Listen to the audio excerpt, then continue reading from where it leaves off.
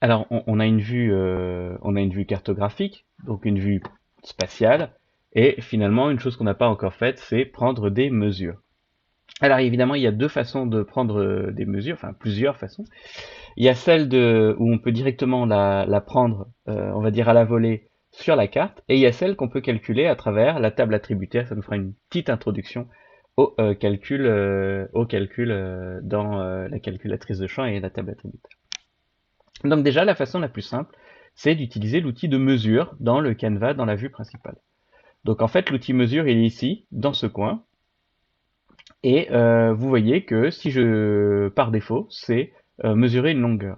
Si je clique sur le côté, j'ai mesuré une aire, un relèvement ou un angle.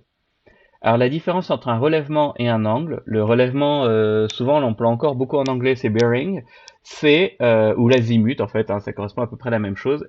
C'est la distance par rapport au nord. En fait, c'est quand vous donnez une direction en degrés. Par exemple, vous êtes à 127 ou vous êtes à 280.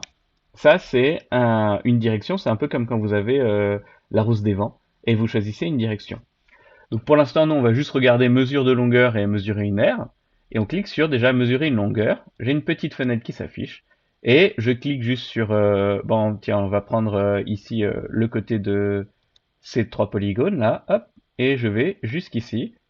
Et vous verrez que c'est toujours la même chose. Je fais un clic normal pour rajouter des points. Vous voyez que là, ma souris continue de me suivre. Et d'ailleurs, vous voyez que la distance continue de s'afficher. Mais moi, je voulais juste ce segment-là.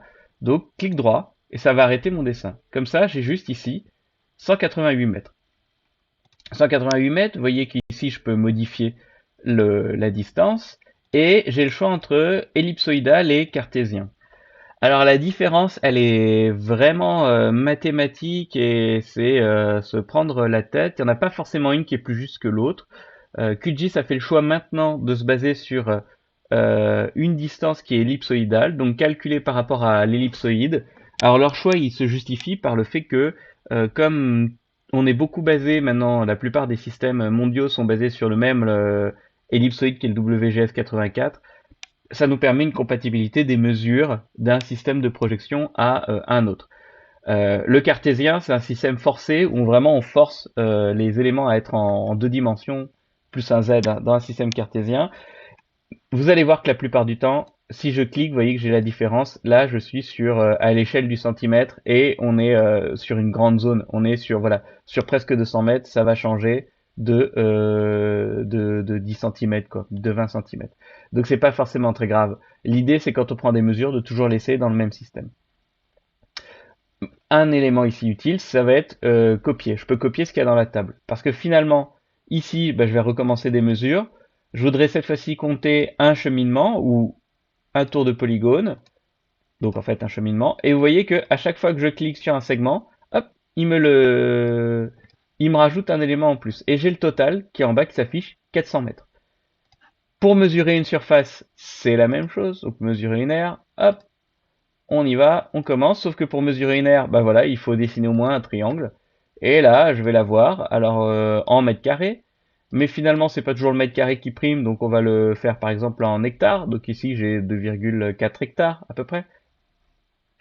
Toujours un cartésien, vous voyez que la différence, elle est minime, elle est négligeable à nos échelles. On peut regarder aussi quand même un relèvement. Donc le relèvement, ça va être... Vous voyez que le relèvement, j'ai besoin que d'un point, parce qu'à chaque fois, il va me faire la distance. Donc quand ma flèche est en haut de mon point, je suis à 0. Ici, je suis à 90, 180. Ah oui, et là, je suis en ouest. Ah oui, ça, bon, j'aime pas trop ce système-là. Moi, j'ai l'habitude de... Mais c'est pour ça, c'est un relèvement. Et l'azimut, pour le coup, l'azimut, je serai ici, j'aurai 280. Là, j'ai est et ouest. Bon, euh, moi, c'est pas le système que je préfère, mais on peut le modifier d'ailleurs, je crois, dans les paramètres du logiciel. Et puis, on va mesurer un angle. Alors, pour un angle, évidemment, il faut 3. Voilà, il faut 3 points. Et ici, là, cet angle-là, il fait 24 degrés. Ça, c'est la première façon de prendre des mesures. Mais maintenant, je voudrais, d'une part, mesurer l'aire de mes polygones, et d'autre part, je voudrais pouvoir la stocker de façon durable dans ma table attributaire. Alors, on a vu que cette information existait déjà, mais parce que j'ai envie de m'amuser, je vais la recalculer moi-même, comme ça je vais vous montrer comment ça fonctionne. Pour ça, on peut aller dans la table attributaire. En réalité, on pourrait tout de suite ouvrir ce qu'on appelle la calculatrice de champ, mais on va pas le faire. On y va tranquillement. Donc on voit qu'ici, quand même, dans ma table attributaire, j'ai superficie. Mais après tout, cette superficie, on ne sait pas si elle a été calculée en mètres carrés, en hectares, en mètres carrés, hein, mais on ne peut pas en être sûr. Donc ce qu'on va faire, c'est qu'on va venir le recalculer nous-mêmes avec nos systèmes de mesure. Pour ça, il faut utiliser ce qu'on appelle la calculatrice de champ. La calculatrice de champ, c'est cet élément-là. Alors avant, c'était une icône calculette, ça me semblait plus simple. Aujourd'hui, ils ont choisi de faire un boulier. Alors c'est plus esthétique, mais je suis pas sûr que ce soit l'icône la plus adaptée. Mais on va dire que c'est joli. Alors c'est déjà ça. Je vais cliquer ici, et là, j'ai ma fenêtre j'ai une nouvelle fenêtre qui s'affiche. Et ça, c'est la fenêtre de calculatrice de champ. Alors, je peux faire plusieurs choses. Créer un nouveau champ, mise à jour d'un champ existant. C'est vrai qu'après tout, je pourrais mettre à jour le champ qui existait déjà, mais là, on va en créer un, pour que vous voyez la démarche.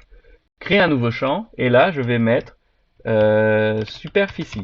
Alors, la seule chose qu'il faut que je vérifie, c'est ici, j'ai superficie qui existe déjà. On ne peut pas avoir deux champs qui portent le même nom. Ça, c'est comme en base de données. Donc, je vais juste l'appeler superficie. Hop, j'ai un petit blocage. Voilà, superficie 2. Oh. Ah oui, je suis désolé, j'ai oublié que là, comme on est en shapefile, le nom de mes colonnes est limité à un nombre de caractères. Donc, je vais faire superf et 2. Ensuite, en type. C'est comme en base de données, chaque colonne a un type de données. Ça peut être du texte, ça peut être des nombres entiers, ça peut être des nombres décimaux, ça peut être une date qui a un truc un peu particulier. Dans notre cas, c'est une superficie, donc ça va être un nombre décimal. Donc, longueur du champ 10, ça veut dire que je peux avoir un certain nombre de caractères, 10 caractères. Et la précision, pareil, la précision, voilà, on laisse la souris derrière, c'est le nombre de décimales après la virgule. Bon, on va rarement avoir besoin de plus de 4, mais allez, on est fou, on fait 6 décimales. Et ensuite, il faut que je tape l'expression qui vient chercher comment dire, la superficie. Et alors là, vous allez voir que j'ai tout en fait qui est ici. Donc ici, je peux décocher, enfin je peux, pardon, dérouler les menus. Et vous voyez que j'ai différentes choses qui apparaissent, que j'ai fait récemment. Et j'ai tout un ensemble d'opérateurs qu'on va venir chercher. La plupart du temps, on peut juste aller dans la zone de recherche. Et qu'est-ce qui se passe si je tape superficie? Bon, là, il me met pas grand-chose. Bon, mais superficie en anglais, c'est area. Et il m'en propose deux. Alors, il m'en propose deux. Comment savoir lequel choisir? Bah ici, j'ai l'aide qui est assez bien faite à côté. Ici, en clair, on voit qu'il faut mettre plein de paramètres géométriques. Bon, ça a l'air chiant. J'ai regardé ce que me dit l'autre. L'autre, il me dit, ah bah il suffit de taper ça et ça marche. Hop. Et ça va le mettre dans le système de mon SIG. Le système étant métrique. Donc, j'ai qu'à double-cliquer ici. Et là, on voit que j'ai, en mètres carrés, j'ai une valeur qui s'affiche. Alors là, ici, je vais d'une entité à l'autre. La façon dont elle s'affiche ici, il n'y a pas forcément, ça dépend d'une colonne qui a été choisie un peu au hasard, donc souvent ça va être vide, mais c'est pas très grave. On voit que j'ai des valeurs différentes qui s'affichent. Donc je vais garder ça, je vais peut-être, allez, on va laisser 6. C'est pas grave, je fais OK. Et là, vous voyez que j'ai mes superficies qui s'affichent. Alors j'ai des éléments qui n'ont pas de superficie, peut-être parce qu'il y a un problème. On va zoomer dessus et voilà que j'ai pas d'étendue. Donc c'est très bien parce qu'en fait il vient de calculer la superficie par rapport aux entités présentes. Et c'est pas parce qu'elle est cochée ou décochée, hein, vous en faites pas, sinon j'aurais pas que deux éléments qui n'ont pas de superficie, j'en aurais 337. Donc je vois qu'ici il y a un souci, donc je vois que j'ai deux éléments, j'ai deux entités qui ne possèdent pas de géométrie, donc il y a un souci dans ma couche, très bien, comme ça j'ai identifié. Ça risque de poser problème à un moment, c'est pour ça. J'enregistre, vous voyez qu'en fait là je suis repassé en mode édition, j'enregistre ma couche, je quitte le mode édition, et maintenant ici j'ai toutes mes mesures qui ont été refaites. Et je vois que, bon bah en fait ici par exemple c'est certes un nombre à virgule qui a été mis dans la colonne, j'ai mis un nombre réel décimal, mais en fait toutes les valeurs décimales ont été supprimées, toutes les valeurs après la virgule.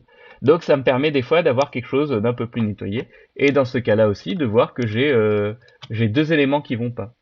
Et ces deux éléments qui vont pas d'ailleurs, on va repasser en mode édition, et on va les supprimer parce que ils vont nous embêter en fait, quand on va faire des calculs. Je sauvegarde, je quitte. Et voilà, j'ai ma donnée qui est propre.